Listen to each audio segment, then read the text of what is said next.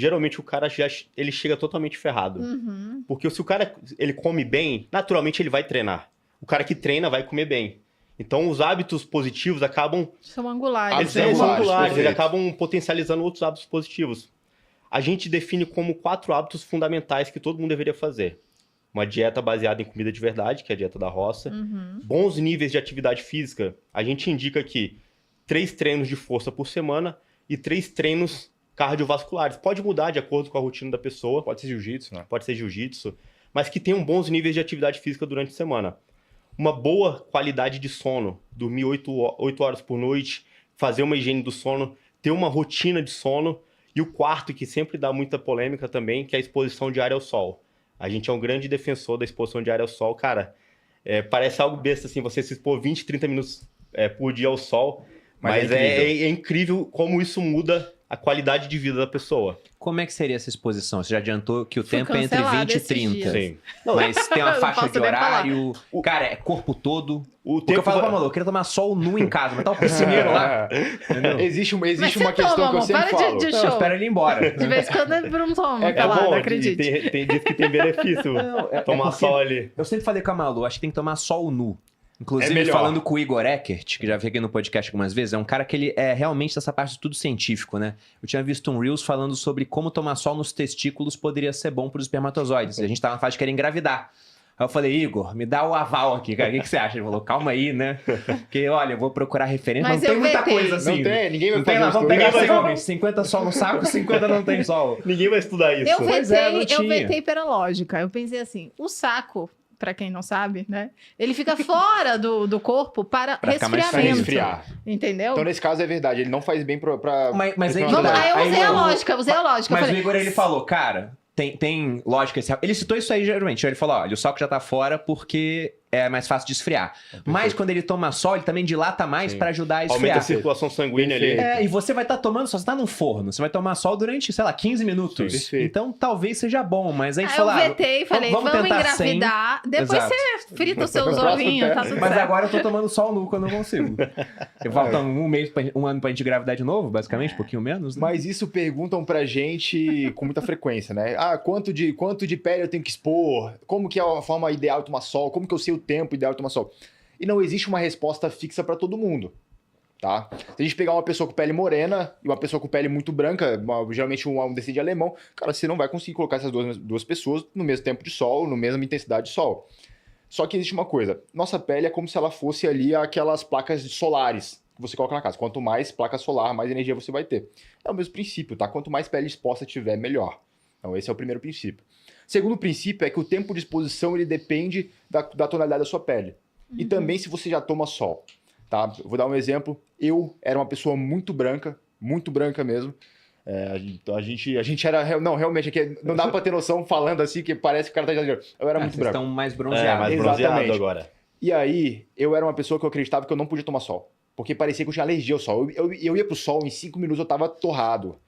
E aí eu falei assim, mas pô, o que tá acontecendo? Aí eu comecei a pesquisar e comecei a ver que o tempo de exposição tava alto. Aí eu falei, beleza, vou tomar 2 minutos de sol por dia. Comecei com 2 minutos. Todo santo dia. Tomava de frente de costas. Passou um mês, 5 minutos. Passou mais um mês, 7 minutos. 10 minutos. Hoje eu tomo 20 minutos, 30 minutos.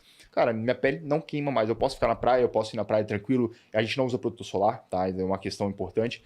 Só que Eu não vou comentar porque eu fui cancelada semana nós passada. não, por causa mas disso. aqui Você usa ou não? Não. Não, mas ela usa maquiagem Eu que uso tem no proteção. rosto. Não, Ela é do time dos negacionistas. Não, a maquiagem tem, então não dá pra eu tirar o protetor da maquiagem Sim. e eu uso maquiagem. É que- mas você usa maquiagem? Uso, não vou deixar de usar, é o que eu faço. Você faz um monte de coisa errada, essa eu continuo fazendo e eu faço com consciência, no caso. Mas no corpo eu só uso, por exemplo, né? Estou na praia, não tenho nenhuma proteção física, então geralmente quando a gente tá na praia, o Bruno, que é muito Bota a branquelo, camisa de bota a proteção. camisa UV.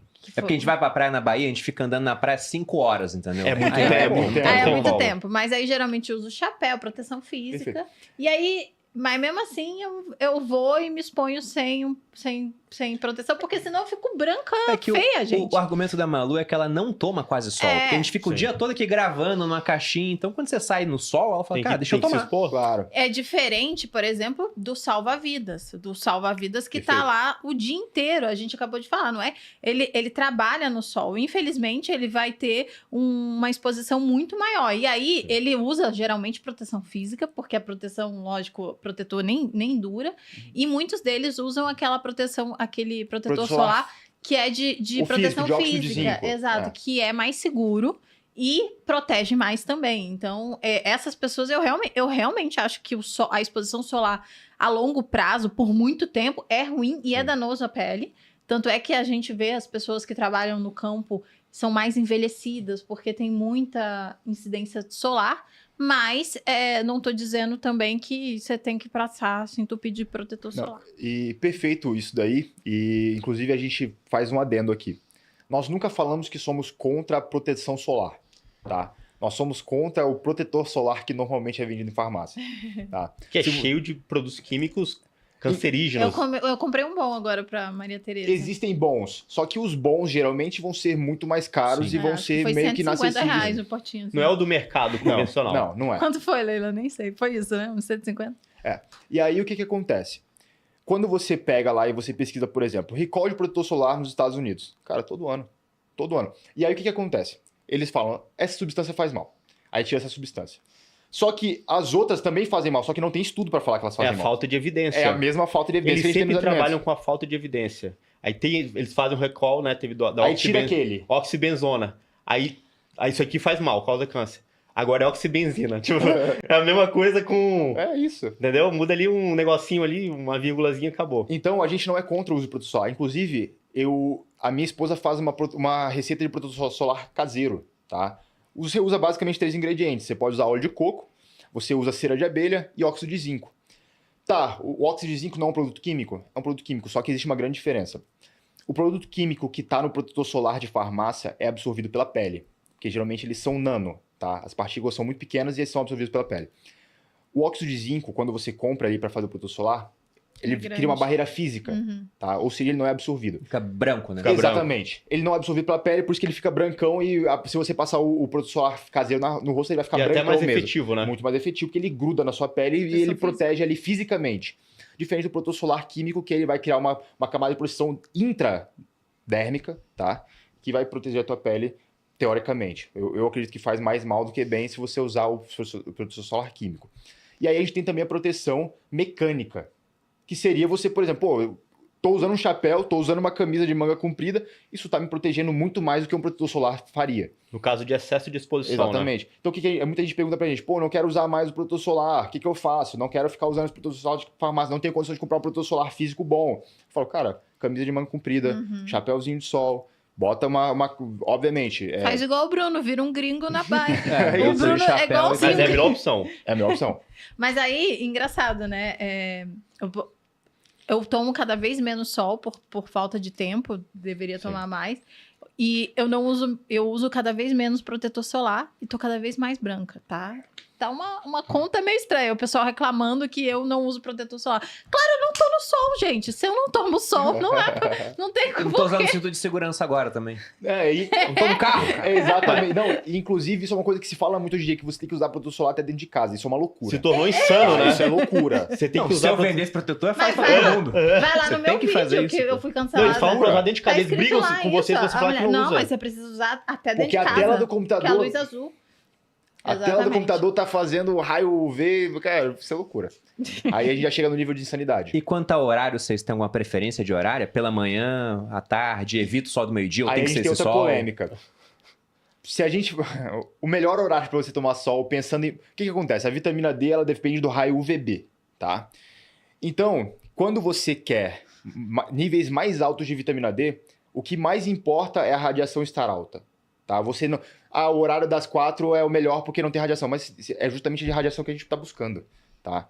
Então, se a gente está buscando radiação, o melhor horário é o horário que a radiação está estralando. 5 minutinhos. 5 minutinhos, e essa é a questão. É você tomar sol nos horários mais intensos, só que reduzindo o tempo. É melhor você ficar 5 minutos, meio-dia, do que você passar 40 minutos, 4 horas da tarde. E a regra principal é nunca se queimar no sol.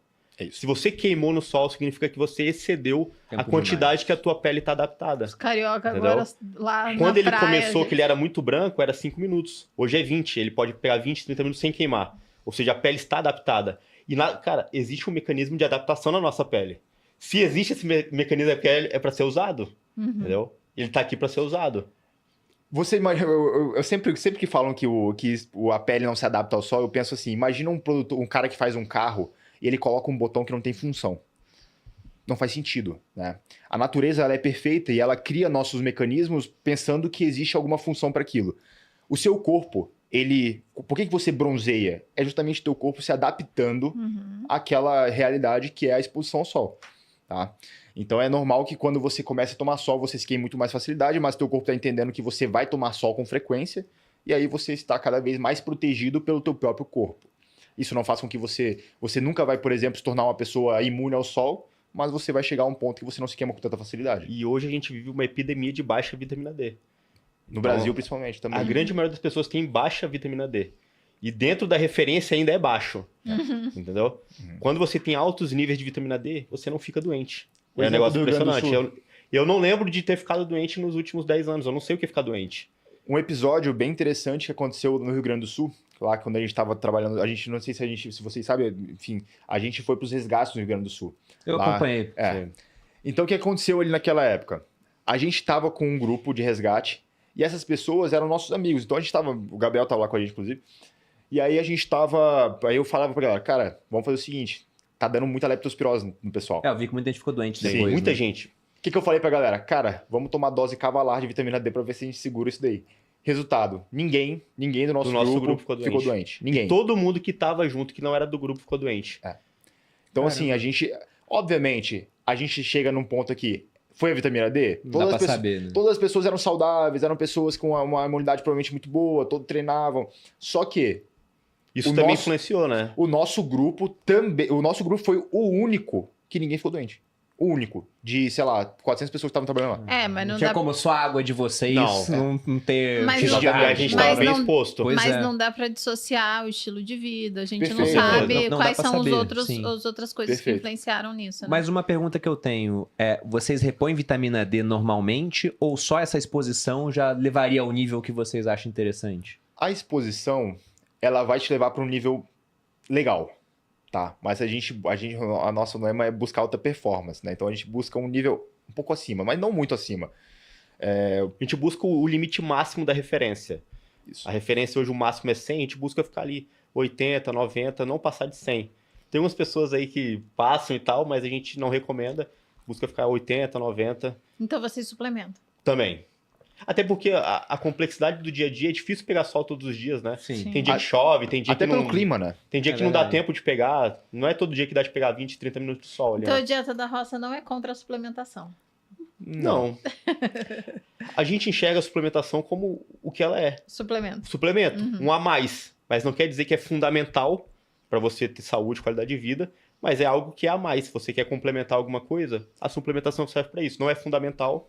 A gente nunca trabalhou suplementação como sendo algo fundamental para ter saúde, para ter performance, para ter qualidade de vida, mas que é algo que ajuda. Por exemplo, a vitamina D é algo difícil de conseguir só com a exposição ao sol. Então faz sentido usar em certos casos. E também tem uma grande questão que é, nós não usamos a suplementação como uma forma de preencher as lacunas que você tem, por exemplo, numa má alimentação, como a maioria faz. O que a gente pensa? Por exemplo, creatina.